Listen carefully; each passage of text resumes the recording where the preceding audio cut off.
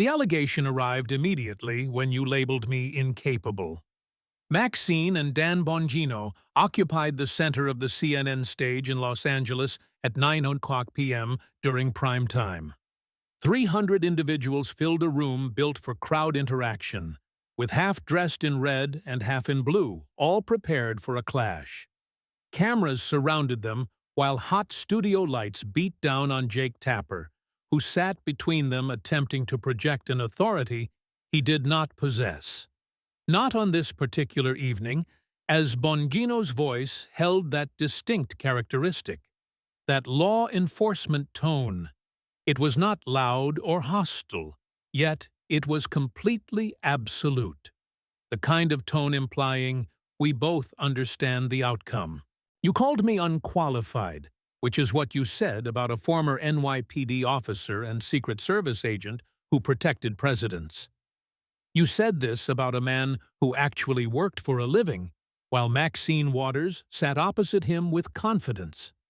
That self-assurance had been constructed over 30 years in Congress and decades of never facing actual repercussions.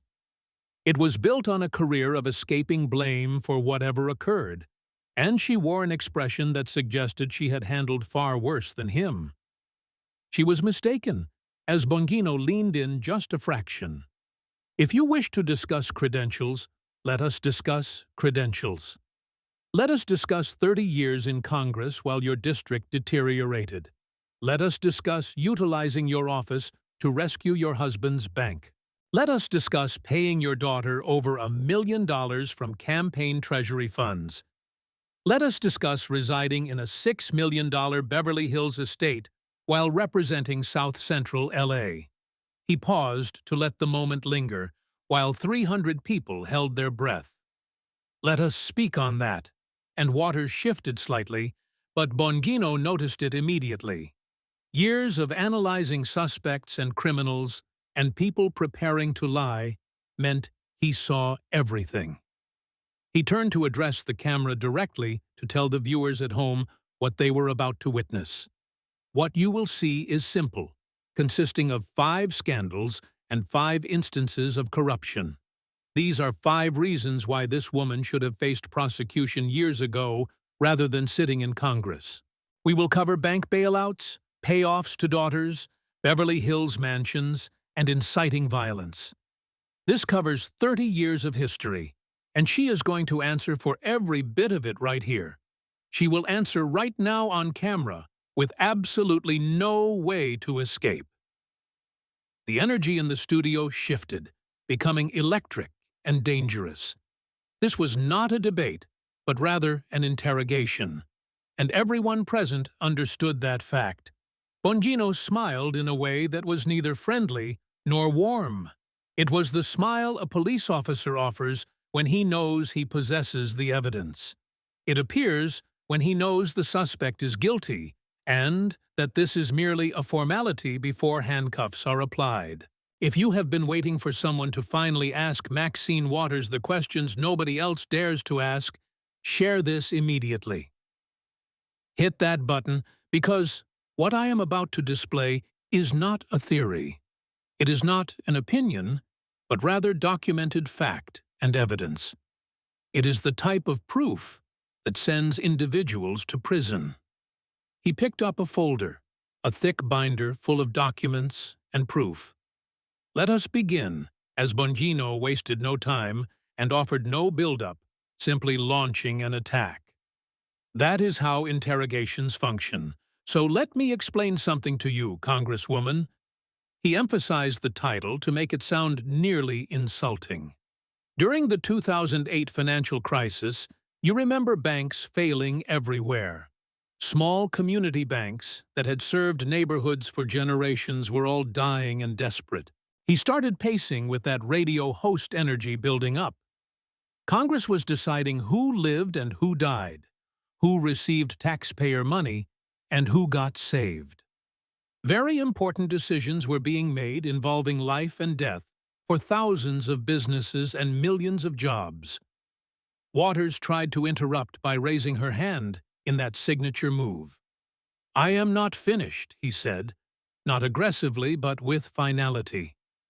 You are on the Financial Services Committee, the very committee making these rulings. You possess power, you possess access, and you possess influence. He stopped pacing to turn and face her directly. You also have a husband named Sidney Williams, who sits on the board of One United Bank. That is a bank that was failing, a bank that was desperate, and a bank that needed a bailout. What are the odds? He asked, as the sarcasm dripped thick and heavy. So let me ask you something simple, requiring only a yes or no. Did you arrange a meeting between Treasury officials and One United Bank? Waters's hand went to her pearls in an unconscious gesture. Bongino saw it and noted that Tell, realizing she did not know she had revealed herself. I followed proper procedures, she said. But he cut her off, saying that is not a yes or no. He was not yelling, but was acting purely like a cop. Did you arrange the meeting, yes or no? The situation required a yes or no answer. The studio went completely silent. 300 people, all the cameras and all the crew, stopped to watch and wait. Her voice came out smaller than before, stating she facilitated communication between them. You arranged it, he said, stating it as a fact rather than a question. You used your position and your power to get your husband's failing bank a meeting with Treasury officials. 1 week later, $12 million of taxpayer money went to save her husband's bank. He pointed at the audience, emphasizing that it was their money. He walked toward the audience and stood among them as one of them. How many of you know someone who lost a business in 2008? He asked, telling them to raise their hands. Hands started going up, scattered throughout the audience by the dozens. These were people who had lived through the crisis and lost businesses, savings, and everything. Bongino pointed at them, saying they did not get meetings. They did not get bailouts, and they did not have Maxine Waters intervening for them. They just lost everything, while your husband's bank got saved with their money. That is not complicated, Maxine. That is corruption. That is called corruption where I come from. She tried again with a defensive voice, claiming other banks also received TARP funds. Other banks were not married to members of Congress, his voice rising and building. That is the difference, and that is the crime. It is using your position to benefit your family. Waters tried her signature move again, raising her hand and claiming she was reclaiming her time. You do not have time to reclaim, Bongino said, not backing down and becoming louder. The people of California have been waiting for answers for 15 years. It is my time now, and you are going to answer. The studio erupted with noise, which was the sound of 300 people realizing they were watching something real. It was something raw that never happens on television anymore. Jake Tapper tried to interject, asking if they could maintain order, but nobody was listening. Bongino produced documents and held them up, citing the Ethics Committee report. Your own Ethics Committee found that you intervened and found that your husband's bank benefited. They found documented problems, but you know what happened. Absolutely nothing happened. He walked back to center stage and stood in front of Waters. Let me break this down for everyone watching regarding small banks across California and America. These were banks that served communities, employed people, and helped families. They failed, they got nothing, and they died. But one bank, one special bank, where Maxine Waters' husband sat on the board, got $12 million. The person who arranged it and made it happen used her congressional power to save her family's investment. He pointed at her, calling her the Beverly Hills Marxist living in luxury while preaching about poverty. You are using money to save your family's wealth. Waters could not maintain eye contact, looking down at her notes or hands. She looked anywhere but at Bongino, the cameras, or the people watching her squirm. Bongino saw the break, the crack in the armor where it starts failing. In my time in the Secret Service, we investigated financial crimes, corruption, and bribery. Using your position for personal gain is something I have seen and arrested people for. I know what it looks like. And he leaned forward to close the distance. This is it. This is corruption documented and proven on the record. Someone in the audience shouted to arrest her, and others joined the chant. It started low at first, then built into a demand to arrest her.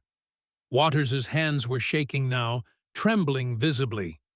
She tried to raise them to stop the noise and reclaim control. But control, authority, and power were gone, leaving just a politician facing accusations she could not dodge. Bongino let the audience express what he had proven, letting their anger validate his accusations. Then he raised one hand, calling for immediate and complete silence. That is round one, concerning your tax dollars and her family's bank. Small banks died while hers survived because she made it happen. If you are angry about that, share this comment to let everyone know, because we are just getting started. He picked up another folder, thicker than the first, saying, Now let us talk about her daughter. Let us talk about the $1 million from campaign funds. Your donations have been going to her daughter for years. Waters' face went pale because the first folder was bad, but this one was worse, and she knew it. Bongino's energy shifted, bringing more sarcasm and that radio host edge. Okay, so we have established corruption number 1 regarding the bank bailout. Family enrichment using taxpayer money is established as fact. But wait! He paused with that trademark tension building. There is more. Oh, there is so much more. He walked toward Waters as she shifted in her seat, looking for exits that did not exist. Let me tell you about Karen Waters, Maxine's daughter. I do not know her and have never met her, but I know her bank account. Her bank account is very healthy, and you know why. Because Mommy has been paying her from campaign funds. These are your campaign donations from people who thought it was going to actual campaigns. Instead of fighting for their district, the money is going to her daughter. He stopped walking and faced the camera to emphasize over $1 million. That is not a typo, and not a mistake. Over $1 million. Back to Waters now, saying I am just a former cop who used to protect presidents. But where I come from, when you take donations meant for campaigns and give them to your family, that is called embezzlement. That is called theft, and that is called fraud. Waters tried to mount a defense with a shaking voice, claiming these are legitimate campaign expenditures. Bongino laughed, actually laughed, repeating $1 million to your daughter is legitimate. He pulled out papers showing FEC filings which are public record and undeniable. Karen Waters runs something called slate mailers, which are flyers listing endorsed candidates.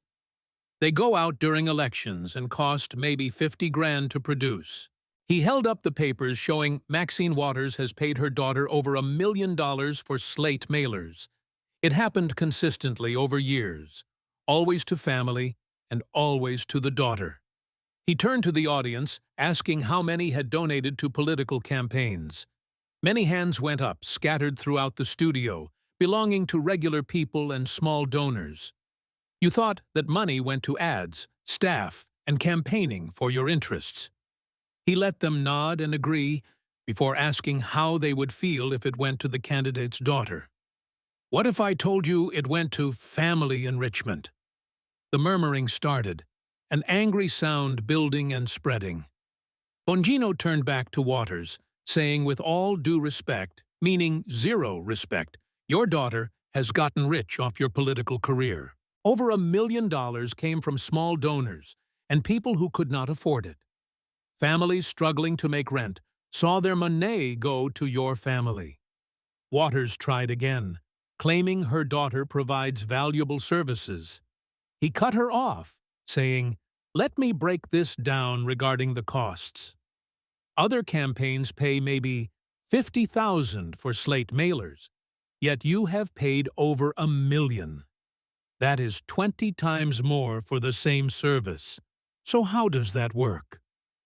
Silence followed because Waters could not answer. "I will tell you how it works. It is family enrichment. It is using your position to make your family wealthy.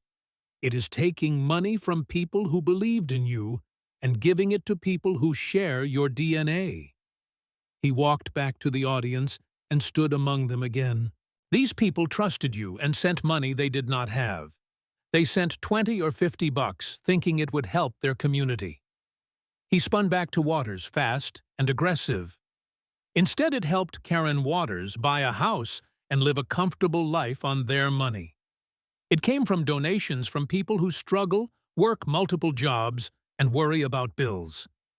His voice crescendoed, shouting that, while your daughter got rich, that is what their donations bought.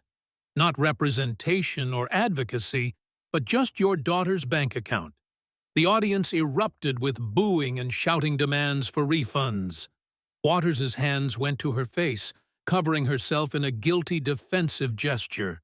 Bongino saw it and knew exactly what it meant.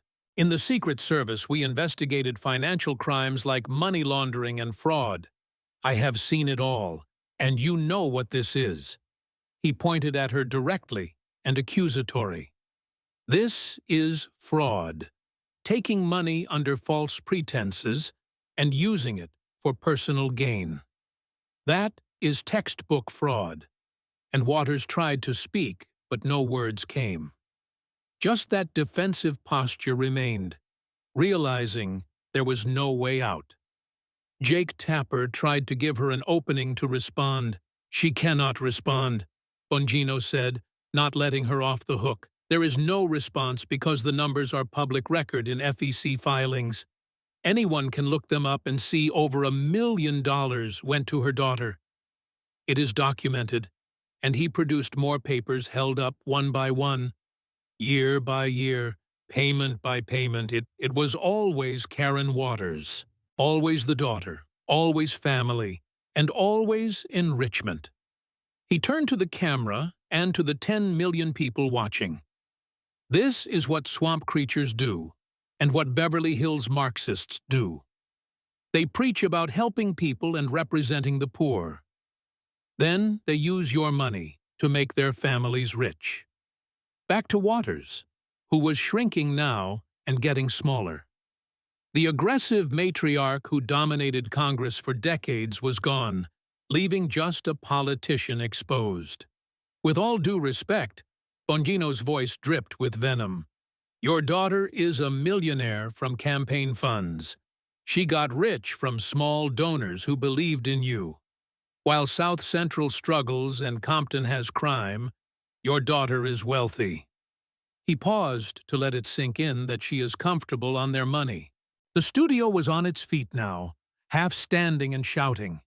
This was not entertainment anymore, but exposure of truth being dragged into light. Waters could not look up or face it, just sitting there with hands over face. That is 2 scandals, folks, comprising bank bailouts and daughter payoffs. Both involve using your money and enriching her family.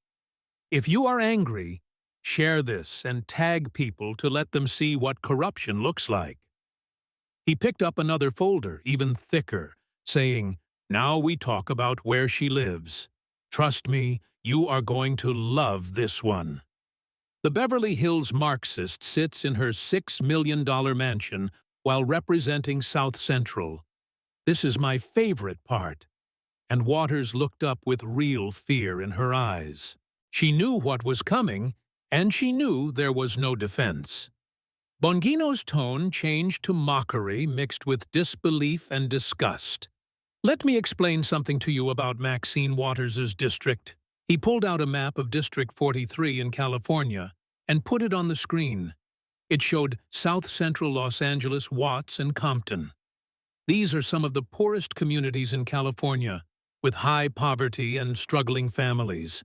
That is her district, and that is who voted for her for 30 years. He let that sink in before asking if they knew where Maxine lives. He paused, building up the reveal of Beverly Hills. Not near Beverly Hills or adjacent to it, but actually in it. A $6 million mansion representing pure luxury. He walked toward Waters and asked when the last time was that she spent a night in South Central. When did you sleep in the community you represent? Waters tried to answer, saying she did not see how that was relevant. It is a simple question, he insisted, asking when she last slept among the people she represents. Silence followed as she could not and did not answer. I will answer for you, stating it is never or close enough to never. It does not matter because you do not live there. You live in Beverly Hills in a mansion far away from the poverty you preach about. You are far away from the crime you ignore and the people you claim to represent. He turned to the audience and cameras to break it down. When I was NYPD, I lived in Brooklyn near the people I served. That is what public servants do, living with the people, not away from them. But you represent South Central from Beverly Hills. You advocate for the poor from a mansion. You lecture about inequality while living in the top 1%. Waters tried deflection, saying many representatives live outside their districts. Many representatives aren't you, his voice rising with intensity. Many representatives do not spend 30 years preaching about poverty while accumulating millions. Many representatives do not lecture about oppression from $6 million mansions. He walked among the audience again, asking how many lived in the area they work in. Most hands went up, showing that normal people do that. Normal people live near their work and their community. But Maxine is not normal. She is special and elite. She is Beverly Hills, with sarcasm thick enough to choke on. Let me explain something as he walked back to center stage. Her constituents in South Central have an average income of $30,000 a year. Her constituents in Compton are struggling with crime and failing schools. Her constituents in Watts face some of the hardest circumstances in America. He pointed at Waters, stating their congresswoman lives in a $6 million mansion. She lives where the average home price is $4 million and is surrounded by wealth. Waters tried anger, raising her voice to say she dedicated her life to this. To what? Bongino exploded, no longer controlled, but raw. To getting rich and accumulating wealth while your district suffers. That is what you dedicated your life to. He faced the cameras, saying the people of California are watching. South Central is watching, Compton is watching, and Watts is watching. They want to know why their congresswoman lives in Beverly Hills. Why doesn't she live near them or with them? Back to Waters, quieter now and more dangerous. Because you are not one of them and never were. You used them, their votes and their trust. You used their poverty as a platform to get rich. Now you live in Beverly Hills while they are still in South Central. They are still struggling, poor, and waiting for the help that never comes. He produced property records and put them on the screen showing her mansion. Images of luxury and wealth appeared alongside images of South Central poverty. The contrast was devastating, showing $6 million for her versus $30,000 for them. That represents her version of advocacy and fighting for the people. The audience was getting louder and angrier. This was not abstract anymore, but visual and undeniable proof. With all due respect, Maxine, the phrase had become his weapon. You are worth millions while your district struggles. While your constituents live in poverty, you are in Beverly Hills safe and secure. Waters could not look at him or the cameras. She just sat there shrinking, the matriarch becoming the accused. That is called hypocrisy and fraud where I come from. That is called taking their votes and trust and giving them nothing. You give them nothing except more of the same poverty they have always had. He walked toward her one more time, saying, "You know what really kills me. It is not that you are rich, because America rewards success. It is that you are rich while preaching against wealth. You are living in luxury while attacking luxury. You are part of the elite while claiming to fight the elite." His voice dropped to that intense cop tone, calling her a fraud. You are a Beverly Hills Marxist, living the life you claim to oppose. You benefit from the system you claim to fight. You get rich off the people you claim to help. The studio erupted in a standing ovation for truth and exposure. Waters put her head down, unable to watch or listen. The aggressive politician who started this confrontation was gone and destroyed. That is 3 scandals involving bank bailouts, daughter payoffs, and the mansion, all while representing South Central and claiming to fight for the poor. He opened another folder, this one darker and more serious. But now we talk about violence and incitement. We talk about her calling for people to harass government officials. Real people are getting threatened and hurt because of her words. His voice changed, getting harder with that Secret Service edge. This one is personal, because I spent my career protecting people. She spent her career putting people in danger. Waters looked up with eyes wide and terrified. This one was on video, showing her words and face undeniably. Bongino's entire demeanor shifted away from sarcasm. This was not mockery anymore, but the anger of a protective cop.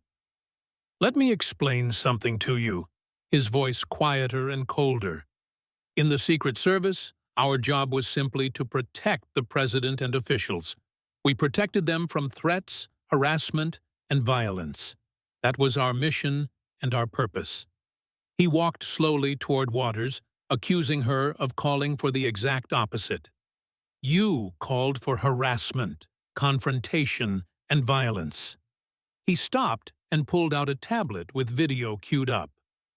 "June 2018 in Los Angeles, you are at a rally, and you say this." He played the video of her voice and face on screen. "If you see anybody from that cabinet, you create a crowd. You push back on them in restaurants or department stores." He paused the video to let those words hang there. "Create a crowd and push back on them," he repeated slowly. "Those are your words, Maxine, not taken out of context. Your words on video are telling people to harass government officials." He walked among the audience to break it down for everyone. Create a crowd means mob action, and push back means physical confrontation. She is not talking about peaceful protest, but about intimidation. Back to Waters. Noting, she said, "Tell them they are not welcome anymore. Anywhere. Not in public spaces or restaurants." His voice rose, building up the consequences of her actions. People listened, created crowds, pushed back, and harassed officials. They threatened families and scared children. He pulled out news reports and put them on the screen. The Secretary of Homeland Security was eating dinner when a mob showed up. She had to leave with her family, terrified because of your words. The White House press secretary was kicked out of a restaurant because of your call to action. A senator at an airport was confronted and surrounded, all because you told people to create crowds. Cabinet members and senators were all harassed and threatened, all because you told people to do it. Waters tried to defend herself, claiming she was talking about peaceful protest. Bongino exploded, shouting that you said push back. You said not welcome anywhere, which are not peaceful words. Those are threatening words, and he got right in front of her. Let me explain something from my time protecting presidents. We dealt with real threats every single day from people who believed violence was justified. You know what gives them permission and justification. He pointed at her, saying it is people like you with power. You tell them it is okay to create crowds and push back. You give them permission. And Waters tried to say she was exercising her First Amendment rights. The First Amendment does not protect incitement. His voice filling the studio. I am a cop, and I know the law, and you crossed the line. He turned to the audience, asking how many had been threatened for political beliefs. Several hands went up, showing real people with real experiences. It is scary and intimidating, making you afraid to speak. He let them nod and remember that fear. People like Maxine Waters create that fear with their incitement. He walked back to center saying, in the Secret Service, we had a saying. Words have consequences, and what you say matters. He faced Waters directly stating, you told people to harass officials, and they did. You told them to push back, and they did. Those are direct consequences of cause and effect. His voice dropped to that quiet intensity again. When people got hurt and children cried, you didn't apologize. You didn't take it back. You doubled down. He played more video of her defending the comments and refusing to apologize. See that? It is not a mistake, but intentional. That is knowing you incited harassment and being proud of it. The audience was silent now, with a heavy silence. This was about safety and people being hurt because someone with power said so. Bongino's voice stayed quiet for more impact. With absolutely no respect, you put people in danger. Government officials doing their jobs and their families were put in danger. All because you were angry about politics. Waters was crying now, openly crying tears of guilt. Let me explain what that makes you as he moved closer. In my time as a cop, we arrested people who incited violence. We did not give them a pass because they were angry. We arrested them, and he pointed at her, saying, you should have been arrested. What you did is a crime called incitement. It is on the books and prosecutable. But you are in Congress, so you got away with it. His voice rose again, saying, the people do not forget. Restaurant workers and officials remember being put in danger. Families remember being threatened, all because you told people to do it. The audience erupted with raw anger at the abuse of power. They realized someone had put regular people in danger without consequences. Waters couldn't look up, crying and broken. The aggressive matriarch was completely gone, leaving just a scared politician. That is 4 scandals involving bailouts, payoffs, mansions, and violence, all documented and proven on the record. If you have ever been threatened for your politics, share this. Let people see what happens when powerful people call for violence. He picked up the final folder, which was the thickest one. But we are not done, because now we talk about 30 years. 3 decades of Maxine Waters and 3 decades of corruption. 3 decades of getting rich while her district got poorer. This is the summary and the total picture. Waters looked up terrified because she knew what was coming. 30 years of everything was coming out at once with no escape. Bongino looked tired with the exhaustion of seeing too much corruption. 30 years, he said quietly, letting it hang there. Maxine Waters has been in Congress since 1991. George H.W. Bush was president, and the Internet was brand new. He walked slowly and deliberately asking about South Central 30 years ago. It was poor with high crime and struggling schools. You know what South Central looks like now. 30 years later, after 3 decades of Maxine Waters representing them, there is a devastating pause. It is exactly the same, or actually worse. Poverty is higher, crime is higher, and schools are still failing.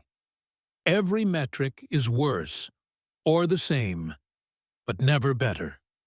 He faced Waters saying, "But you know what did get better? Your bank account. Your house and your daughter's bank account got better." South Central is still waiting, and she could not respond.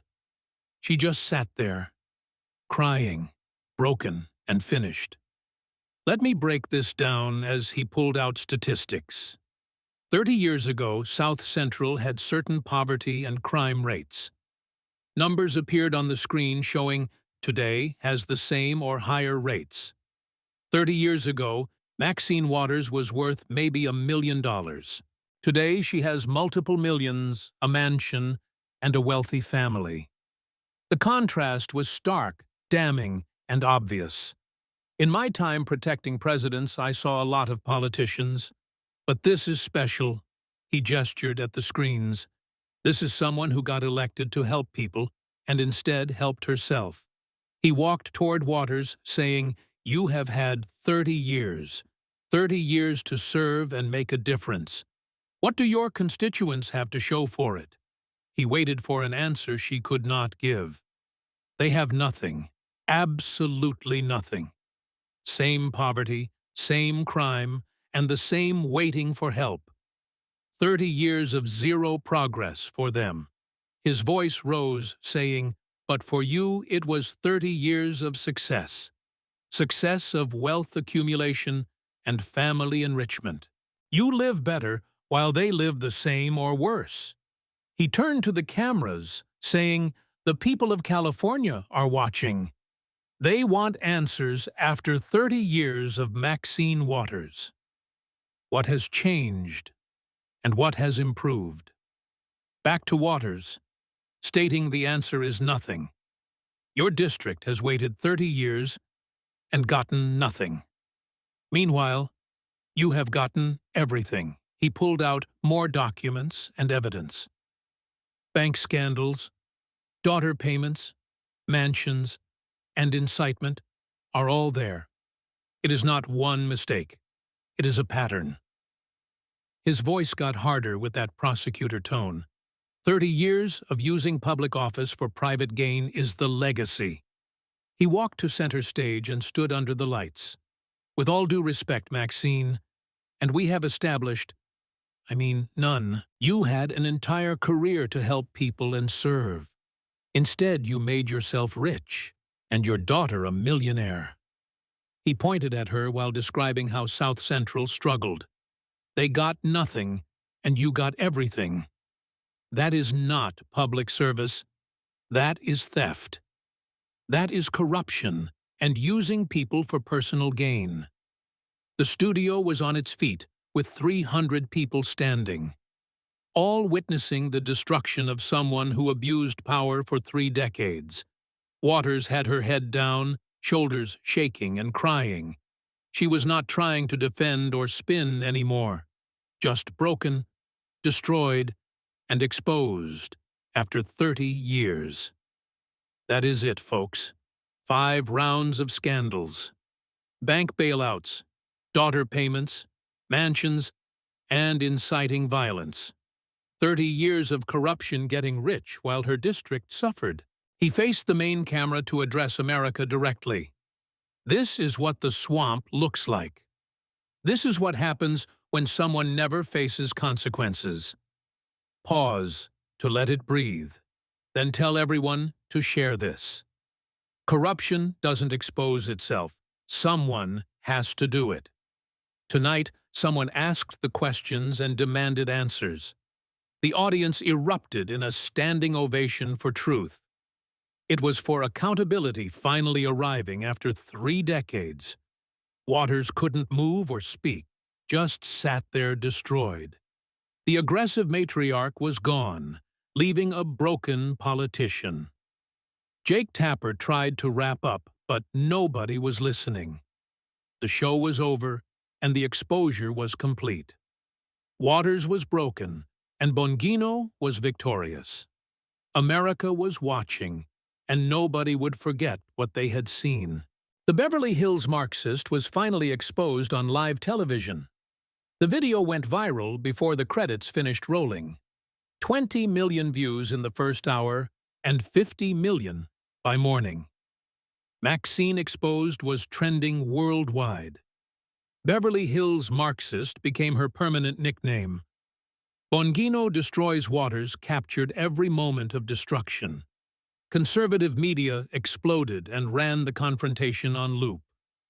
Ratings were massive and historic. Liberal media tried to defend her but couldn't.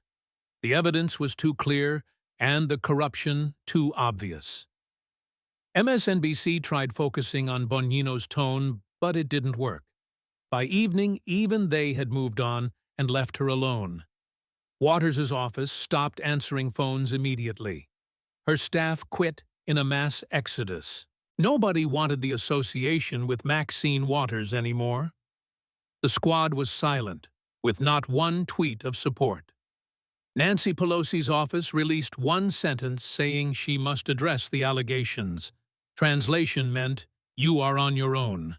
Democratic leadership privately discussed options like removal.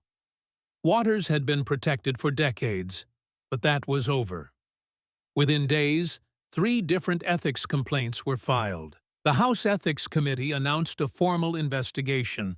A primary challenger announced within hours. He was a moderate reformer actually from South Central. His slogan was, "South Central deserves better." Fundraising exploded with small donors wanting justice. Polling showed him leading by 15 points within 2 weeks. Campaign donors demanded refunds by the thousands. People wanted their money back from her daughter. Her campaign tried damage control but failed. Waters deleted social media apps to hide from the truth. She hadn't appeared publicly since the debate. 3 weeks of silence hiding in her mansion. Her approval rating collapsed to 29%. It was the fastest political implosion in California history. South Central community leaders called for her resignation. They demanded someone who actually represents them. The statement was shared and posted everywhere. The community she represented turned against her completely. Beverly Hills neighbors stayed quiet, but they knew. Everyone knew the mansion belonged to a criminal. Bongino became a conservative hero with skyrocketing ratings. But he kept his message simple and consistent. "I am just a former cop who asked questions she couldn't answer, and that is it." The phrase, "just ask the questions," became a rallying cry. Trump called Bongino personally to say beautiful job. Waters looked for an exit strategy, but options were limited. Think tanks and companies said no. Even progressive organizations passed on the damaged brand. She was alone, and everything was destroyed. Her Wikipedia page was updated within hours. She was now known for corruption allegations. That was her legacy, as the 30 years were forgotten. Political obituaries were written while she still held office. They analyzed how she lost, but she was actually just exposed. Bongino was the one who destroyed the Beverly Hills Marxist. Small donors who had been refunded told their stories. One elderly woman from Compton got a refund of $1,200. She cried from betrayal, realizing it bought Karen Waters a car. Her story represented thousands who had been betrayed. South Central community organized without her, and real aid arrived. The community remembered who actually helped versus who took. Beverly Hills said nothing as property values dropped slightly. Nobody wants to live next to exposed corruption. The conservative movement used Waters as a symbol of everything wrong. She became the warning and the proof. Bongino used the victory to launch bigger platforms. He was the investigator who exposed corruption. But he stayed consistent about asking simple questions based on evidence. She couldn't answer them, and that is her fault. Waters learned what happens when accountability finally arrives. She learned you don't get away with it forever. Eventually, someone asks questions, and truth matters. She learned it the hard way on live television. Justice finally arrived after 3 decades. That is what happened when Brooklyn met Beverly Hills. A cop met a criminal and asked the right questions. Waters got exposed and finished while everyone watched. Justice is devastating when evidence matters more than power. The Beverly Hills Marxist learned the only way that matters. If watching Dan Bongino destroy Maxine Waters gave you satisfaction, hit that like button. Share this and send it to everyone. This is what accountability looks like. Let people see what happens when a former cop asks the right questions. Comment below if she should face prosecution. Who should be exposed next because America is watching? Subscribe because there are plenty more where she came from. Bernie and the squad are all hiding similar contradictions. This is just the beginning of asking questions. See you in the next one, because justice doesn't sleep.